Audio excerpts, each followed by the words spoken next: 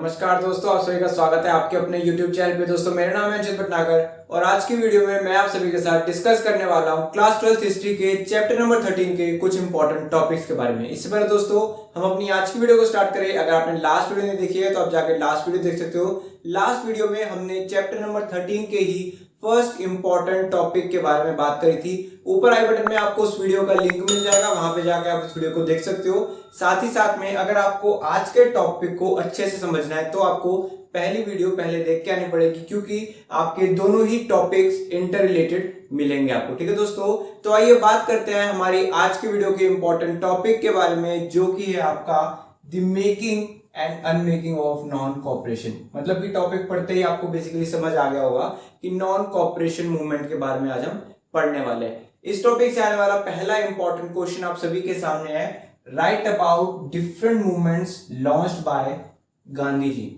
गांधी जी के द्वारा different movements launch करी गई थी। ठीक है, लास्ट टॉपिक में हमने एक आप देख लीजिए 1916 वाली मूवमेंट पे छोड़ के रख दिया था कि 1916 में एक पीजेंट आए थे महात्मा गांधी के पास, वहीं से कंटिन्यू करेंगे। बेसिकली जो नॉन कॉपरेशन मूवमेंट थी वो डायरेक्टली स्टार्ट नहीं हो गई थी। नॉन कॉपरेशन मूवमेंट स्टार्ट होने से पहले बहुत सी चीजें थी, बहुत से डिफरेंट प्रोटेस्ट और कैंपेन्स थे जिसके अंदर गांधी जी ने पार्ट लिया था। तो आइए दोस्तों डिस्कस करते हैं। तो पहला सबसे इंपॉर्टेंट कैंपेन 1916 में हमने कहा था कि लास्ट ईयर 1916 में एनुअल सेशन में गांधी जी के पास एक पीजेंट आया था। वो पीजेंट क्या करने आया था और उसकी क्या डिमांड थी, तो आप देखोगे इसी को कंटिन्यू करते हुए लास्ट टॉपिक से ही आप कंटिन्यू करते हुए तो आप देखोगे 1917 में गांधी जी ने सबसे पहला कैंपेन स्टार्ट करा था चंपारण में।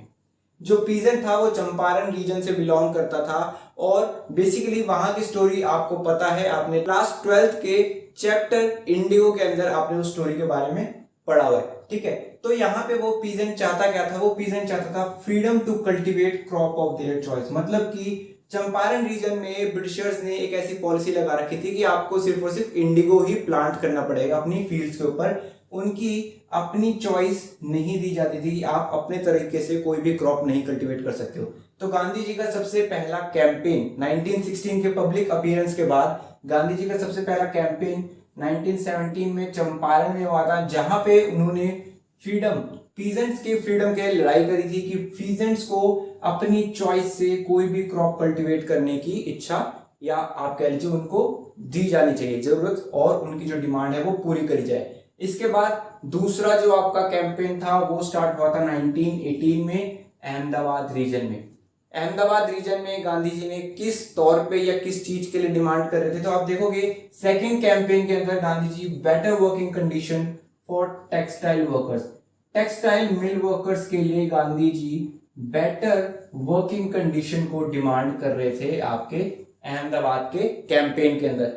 तीसरे कैंपेन के बारे में बात करें तो ये भी 1918 में ही हुआ था, जो कि था खेड़ा के अंदर। खेड़ा के अंदर गांधी जी क्या डिमांड कर रहे थे, गांधी जी डिमांड कर रहे थे रेमिशन ऑफ टैक्सेस। मतलब कि उस साल में क्रॉप फेलियर हो गया था।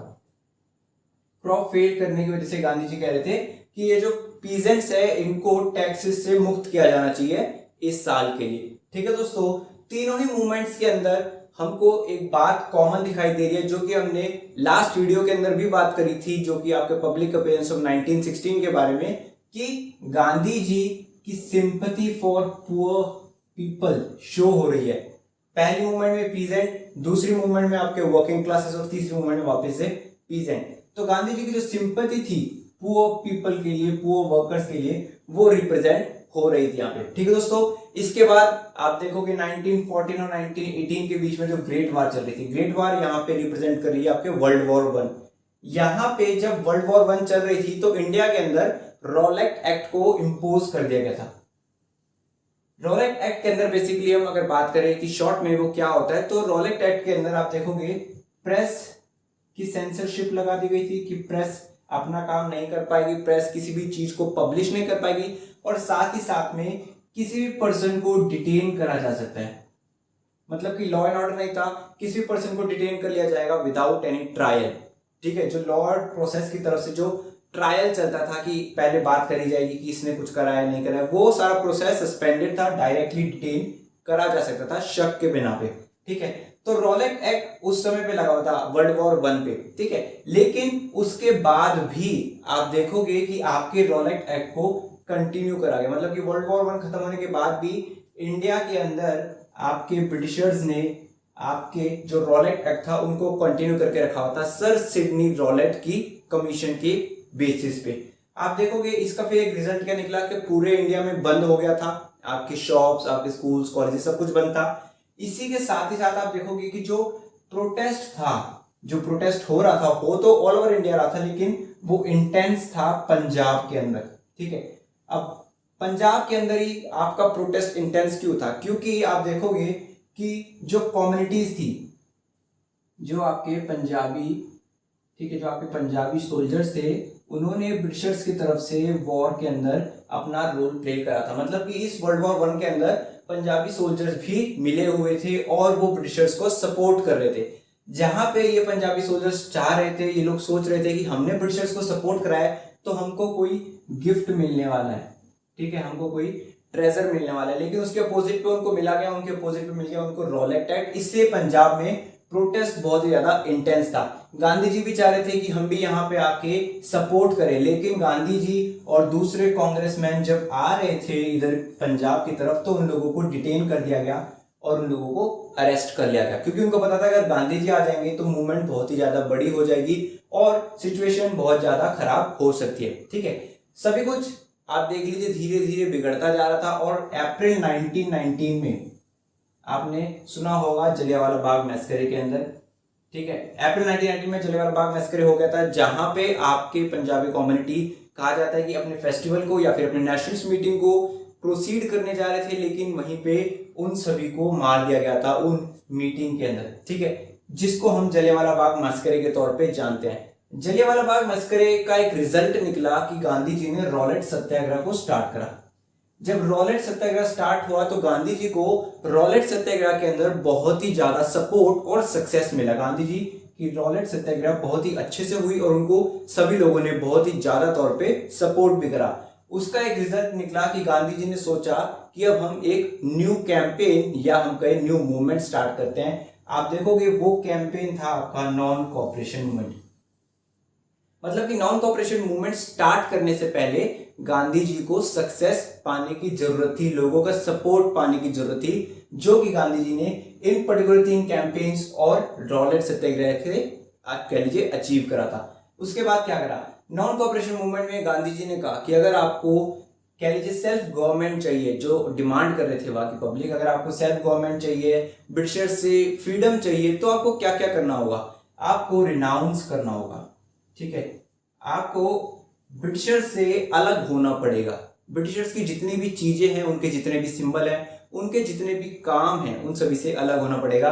गांधी जी ने कहा स्टॉप अटेंडिंग जो गवर्नमेंट स्कूल्स हैं, जो गवर्नमेंट कॉलेजेस हैं, आपके लो कोर्ट्स हो गए, यूनिवर्सिटीज हो गए, जो आप टैक्स पे करते हो, ये सभी चीजें देना बंद कर दो। स्कूल मत जाओ, कॉलेज मत जाओ, आपके लो कोर्ट के अंदर मत जाओ, आपके टैक्सेस मत पे करो, स्कूल मत जाओ, कॉलेज मत जाओ का यहाँ पे जो सिंबल है वो है गवर्नमेंट स्कूल्स, वहां मत जाओ। इंडियन स्कूल्स भी है, उनके अंदर आप पढ़ सकते हो, ठीक है।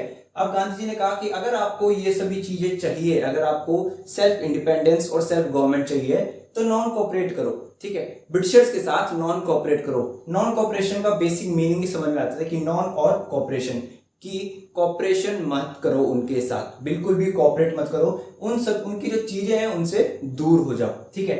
इसी के साथ साथ नॉन कोऑपरेशन मूवमेंट को और ज्यादा बड़ा बनाने के लिए, और ज्यादा पावरफुल बनाने के लिए गांधी जी ने क्या करा? गांधी जी ने खिलाफत मूवमेंट के साथ अपने आप को ज्वाइन कर लिया, ठीक है। पहले शॉर्ट में बात कर लेते हैं खिलाफत मूवमेंट क्या है। खिलाफत मूवमेंट आप देखोगे कि टर्किश रीजन के अंदर केमाल अतातुर्क ने कैलिफेट सिस्टम को हटा दिया था और उसी कैलिफेट सिस्टम को रिस्टोर करने की बात करी जाती। इंडिया में खिलाफत मूवमेंट का कोई भी रोल नहीं था, इंडियंस को खिलाफत मूवमेंट से कुछ भी लेना देना नहीं था, लेकिन गांधी जी ने खिलाफत मूवमेंट की ज्वाइनिंग क्यों करी थी कोऑपरेशन के साथ, नॉन कोऑपरेशन के साथ? इसके पीछे का बेसिक रीजन है क्योंकि आप देखो कि नॉन कोऑपरेशन से हिंदू कम्युनिटी तो आ गई थी गांधी जी के सपोर्ट में, लेकिन मुस्लिम कम्युनिटी का सपोर्ट पाने के लिए गांधी जी ने खिलाफत मूवमेंट के साथ भी अपने हाथ जोड़े और उसका एक रिजल्ट निकला कि दोनों मूवमेंट के साथ दोनों मेजर कम्युनिटीज, ठीक है। इंडिया के उस दिन पे आप देख लीजिए दो ही मेजर कम्युनिटी थी, एक थी हिंदू और दूसरी थी मुस्लिम। गांधी जी ने दोनों कम्युनिटी को साथ लाने के लिए दो मूवमेंट्स स्टार्ट कर दी। इसका रिजल्ट ये निकला, आप देखोगे लोगों ने स्कूल अटेंड करना छोड़ दिया, कॉलेजेस नहीं गए, लो कोर्ट्स आप देख लीजिए लोग लो कोर्ट्स अटेंड नहीं करते थे, आपके जो लॉयर्स थे। वहीं पे स्ट्राइक करी, वर्कर्स क्लास ने स्ट्राइक कर दी, ठीक है। बहुत से वर्किंग आवर्स और वर्किंग डेज का आप कह लीजिए डिस्ट्रक्शन हुआ था। साथ ही साथ फॉरेस्ट लॉ को आपको पता ही होगा कि बेसिकली ब्रिटिशर्स ने फॉरेस्ट को भी अपने अंडर ले लिया था और उसके अंदर कोई लॉ अप्लाई कर दिए थे। आपके जो फॉरेस्ट लॉ थे, आपके कह लीजिए जो ट्राइबर्स थे, जो ट्राइब्स थे, उन्होंने इनको मानने से मना कर दिया, टैक्सेस पे करने से मना कर दिया। साथ ही साथ आप देखोगे कि कंप्लीट रिनंसिएशन हो चुका था। नॉन कॉपरेशन मूवमेंट का जो गांधी जी चाह रहे थे, जो गांधी जी डिमांड कर रहे थे, वो एक्सेप्ट हुआ था और लोगों ने रिनाउंस करा था ब्रिटिशर्स के साथ। नॉन कॉपरेशन पूरा हो चुका था। लेकिन वहीं पे आप देखोगे एक अमेरिकन बायोग्राफर थे, ठीक है, नाम याद रखना इनका, लुइस फिशर, वन मार्क करके अंदर आ सकता है। लुइस फिशर ने क्या कहा था? लुइस फिशर कह रहे थे कि ये जो नॉन कॉपरेशन मूवमेंट है ना, ये बहुत बड़ी मूवमेंट है। इंडिया और महात्मा गांधी की लाइफ में ये एक टर्निंग पॉइंट था, ऐसा आपके कह लीजिए लुइस फिशर ने कहा। वहीं पे लुइस फिशर ने एक और बात कही कि आपकी नॉन कॉपरेशन मूवमेंट नेगेटिव है। नेगेटिव किस टर्म में? पीसफुल टर्म्स में। मतलब कि आपके लुइस फिशर ने कहा कि आपकी जो नॉन कॉपरेशन मूवमेंट है ना, वो पीसफुल बिल्कुल भी नहीं है। लेकिन वहीं पे कहा कि वो पॉजिटिव है। पॉजिटिव किस लिए पॉजिटिव है? आपके इम्पैक्ट में, ठीक है। मतलब कि लुइस फिशर ने कहा कि आपकी नॉन कॉपरेशन मूवमेंट पीसफुल तो नहीं है, लेकिन इम्पैक्टफुल बहुत ज्यादा है। आपके लुइस फिशर ने कहा कि इसका इम्पैक्ट, नॉन कॉपरेशन मूवमेंट का बहुत ही ज्यादा इम्पैक्ट था ब्रिटिशर्स के ऊपर। और लुइस फिशर ने ये तक कहा है कि 1857 की मूवमेंट के बाद आपके नॉन कॉपरेशन मूवमेंट ने ब्रिटिश राज को अपनी रूट्स तक हिला के रख दिया था, ठीक है। लेकिन आप देखोगे ये जो चीजें थी, ये जो नॉन कॉपरेशन मूवमेंट थी, ये बहुत ज्यादा समय तक नहीं चल पाया। गांधी जी कह रहे थे नॉन कॉपरेशन मूवमेंट को 1 साल तक कंटिन्यू करो, हमको फ्रीडम मिल जाएगी, लेकिन वो पूरा नहीं हो पाया। गांधी जी कह रहे थे कि ये ट्रेनिंग है सेल्फ रूल की, कि हम अपने आप सीख रहे हैं कि अपनी कंट्री को कैसे रूल करना है, अपनी कम्युनिटीज को कैसे रूल करना है। लेकिन जो गांधी जी चाह रहे थे कि 1 साल तक चल जाए, वो हुआ नहीं। क्यों? आप देखोगे कि विड्रॉइंग कर ली गई थी गांधी जी के द्वारा।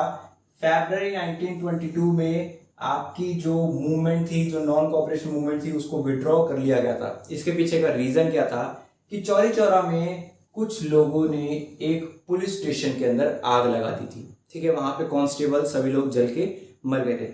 गांधी जी ने कहा कि मैंने पहले ही कहा था कि पीसफुल होना चाहिए सब कुछ, किसी को मारोगे नहीं, किसी को आप कह लो किसी के ऊपर अटैक नहीं करोगे। गांधी जी ने जैसे देखा कि चौरी चौरा में अटैक हुआ है, पुलिस स्टेशन को जला दिया गया, गांधी जी ने उसी दिन आपकी मूवमेंट को विड्रॉ कर लिया गया था। क्योंकि गांधी जी ने कहा था ये सेल्फ रूल है, आप अपने आप को ही रूल नहीं कर पा रहे हो, तो आपकी कंट्री को आप कैसे रूल करोगे? आपको ये करना था कि पीसफुल रखनी थी, लेकिन आप उसको पीसफुल रख ही नहीं पाए। आपके ऊपर खुद का कंट्रोल नहीं है, तो देश के ऊपर क्या कंट्रोल करोगे? उसी के रीजन से गांधी जी ने मूवमेंट को विड्रॉ कर लिया। लेकिन ये तो गांधी जी ने करा था, गांधी जी ने यहाँ पे मूवमेंट को विड्रॉ करा था। ये जो अटैक हुआ था चौरी चौरा का, इसका एक और रिजल्ट था। इसका रिजल्ट क्या था? ब्रिटिशर्स ने 1000 लोगों को कैप्चर कर लिया, जेल के अंदर डाल दिया। उनमें से एक गांधी जी वे थे। लेकिन हम एक क्वेश्चन पूछ सकते हैं, गांधी जी को क्यों? गांधी जी तो उस वक्त मौजूद ही नहीं थे, गांधी जी ने तो कुछ करा ही नहीं। लेकिन गांधी जी मेन टारगेट पे रहते थे ब्रिटिशर्स के। कुछ भी होता था गांधी जी को सबसे पहले लेके आते थे कि इनको अंदर डालो, क्योंकि उनको पता था ये बहुत ज्यादा प्रॉब्लम क्रिएट कर सकते हैं ब्रिटिशर्स के लिए, ठीक है। तो आप देखोगे कि justice CN Broomfield, CN Broomfield, ठीक है, नाम याद रखना, वन वर्ड के अंदर पूछा जा सकता है। जस्टिस CN ब्रूमफील्ड ये आपके पर्सन थे जो गांधी जी के केस के आप कह लीजिए जज थे, और उन्होंने कहा कि गलत तो हुआ है। ऑल्दो जस्टिस CN ब्रूमफील्ड ये बात मानते थे और जानते थे कि गांधी जी ने कुछ नहीं करा है, लेकिन इतने ज्यादा प्रूफ नहीं थे कि ये बात प्रूव हो सके। उसका रिजल्ट ये निकला कि गांधी जी और सभी को 6 साल के लिए जेल के अंदर डाल दिया गया, ठीक है दोस्तों। आइए अब बात करते हैं इसी एक टॉपिक के एक और इम्पोर्टेंट क्वेश्चन के बारे में। दोस्तों अब हम बात करते हैं हमारी आज की वीडियो के नेक्स्ट इंपॉर्टेंट क्वेश्चन के बारे में, जो कि आपका how did people look at Gandhi ji. मतलब कि लास्ट पार्ट के अंदर हमने बात करी थी कि गांधी जी ने कौन कौन सी इंपॉर्टेंट मूवमेंट्स या हम कहे कैंपेन स्टार्ट करे थे। अब हम बात करने वाले हैं कि गांधी जी को कॉमन पीपल कैसे देखते थे। ठीक है, तो आइए दोस्तों डिस्कस करते हैं। तो आप देखोगे कि वर्कर्स, पीजेंट्स, आर्टिशंस सभी लोग अब मूवमेंट्स को ज्वाइन करना स्टार्ट कर रहे थे। जब हमने देखा था लास्ट वीडियो के अंदर आपके 1916 के पब्लिक अपीयरेंस में कि गांधी जी ने देखा था कि जो नेशनलिस्ट मूवमेंट थी उसके अंदर मेजॉरिटी कौन है, आपके इलाइट्स हो गए, इंटेलेक्चुअल्स हो गए, वहां पे आपको मासेस की कमी दिखाई दी थी। ठीक है, लेकिन अब गांधी जी के आ जाने के बाद ये सभी कम्युनिटीज आप देख लीजिए ज्वाइन करने लग गए थे मूवमेंट्स को। साथ ही साथ आप देखोगे गांधी जी की एक इंपॉर्टेंट क्वालिटी जो कि लोगों को उनके प्रति अट्रैक्ट करती थी और उनको सपोर्ट मिलता था, वो था कि आपके गांधी जी नॉर्मल और कॉमन पीपल की तरह ड्रेस करते थे। जैसे आपको पता है गांधी जी सिर्फ और सिर्फ एक लोइन क्लोथ के अंदर रहते थे। साथ ही साथ वो उन्हीं की तरह रहते थे और उन्हीं के साथ रहते थे, उन्हीं के कम्युनिटीज के अंदर रहते थे। आप देख लीजिए उन्हीं की लैंग्वेज के अंदर बात करते थे। जहां पे हमको कुछ ऐसे कांग्रेसमैन दिखाई देते हैं जो कि या तो आपके इंडियन ड्रेस के अंदर, बंदगला के अंदर, या फिर आपके वेस्टर्न सूट के अंदर होते हैं, वहीं पे गांधी जी नॉर्मल एक लॉइन क्लोथ के अंदर रहते हैं। जो दूसरे कांग्रेस नेशनलिस्ट थे आपके, वो आपके कम्युनिटीज के साथ, मासेस के साथ मिलकर रहना नहीं जानते थे। वो बेसिकली उनके साथ नहीं रहते थे, इसलिए मासेस उनके साथ अपने आप को सपोर्ट या कनेक्ट नहीं कर पाते थे। लेकिन वहीं पे गांधी जी उन्हीं के साथ रहते थे, उन्हीं की तरह रहते थे, इसलिए गांधी जी को सपोर्ट मिला था मासेस का। ठीक है दोस्तों, साथ ही साथ आप देखोगे गांधी जी चरखा स्पिन करते थे। गांधी जी अपने खुद रीजंस बताते थे कि मैं चरखा खुद क्यों रन करता हूं और आपको क्यों करना चाहिए। ठीक है, इसी के साथ साथ आप देखोगे कि अब गांधी जी के बारे में अलग अलग स्टोरीज और रूमर्स उड़ने लग गए थे। जैसे कि आप देख लो कि कुछ लोग कहते हैं कि गांधी जी को एक किंग ने भेजा है। मतलब कि कुछ लोग ऐसा सोचने लगे थे कि एक राजा ने भेजा है गांधी जी को। एक पीजेंट कहने लगा कि गांधी जी को एक राजा ने भेजा है ताकि ये जो हमारे ऊपर ब्रिटिशर है, ब्रिटिशर इन द सेंस जो कि एक लो लेवल का ब्रिटिशर है, ठीक है, जो कि एक जमींदार के टाइप का ब्रिटिशर है, गांधी जी को वो कहते थे कि गांधी जी को राजा ने भेजा है और वो उस जमींदार टाइप के ब्रिटिशर से हमको मदद दिलाएगा, उनसे मुक्ति दिलाएगा। वहीं पे कुछ लोग कहते थे कि गांधी जी की जो पावर्स हैं वो सुपीरियर है देन दैट ऑफ ब्रिटिशर्स। मतलब कि गांधी जी के पावर्स ब्रिटिशर से भी बहुत ही ज्यादा है। जो इंग्लिश मोनार्क है, कुछ लोग कहते थे कि जो इंग्लिश मोनार्क है ना, उससे भी ज्यादा पावर है गांधी जी के पास। मतलब कि गांधी जी के बारे में अलग अलग स्टोरीज और रूमर सुनने लगे थे। साथ ही साथ हम ये भी देखते हैं कि जो लोग गांधी जी के खिलाफ थे, जो गांधी जी के बारे में बुरा भला बोलते थे, उनके हाउसेस को या उनके फैमिलीज को भी अटैक होता हुआ दिखाई दिया है। मतलब कि बेसिकली हमको दिख रहा है कि लोग अपने आप को कितना ज्यादा एसोसिएट करने लग गए थे महात्मा गांधी से। लोगों ने महात्मा गांधी के बारे में अलग अलग नाम यूज करना स्टार्ट कर दिया था, जैसे कि गांधी बाबा, गांधी महाराज, ठीक है, या फिर सिंपली महात्मा। आप देखोगे इन सभी नाम से लोग गांधी जी को पुकारने लग गए थे। ठीक है, क्योंकि बेसिकली वो ये सोच रहे थे कि वो कोई महाराज हैं जिनके पास ज्यादा पावर है और हमको वो ब्रिटिशर से आप कह लो फ्रीडम दिलाने वाले हैं। ठीक है, साथ ही साथ आप देखोगे उस टाइम पे जब गांधी जी जेल में थे तो कांग्रेस धीरे धीरे अपने आप को डेवलप कर रही थी और अपने आप को बढ़ा रही थी। कैसे? आप देखोगे न्यू ब्रांचेस ऑफ कांग्रेस धीरे धीरे अपनी नई ब्रांचेस बढ़ा रही थी। नई ब्रांचेस यहाँ पे आप देखोगे एक न्यू ऑप्शन, एक न्यू चीज जो कि आपका प्रजामंडल।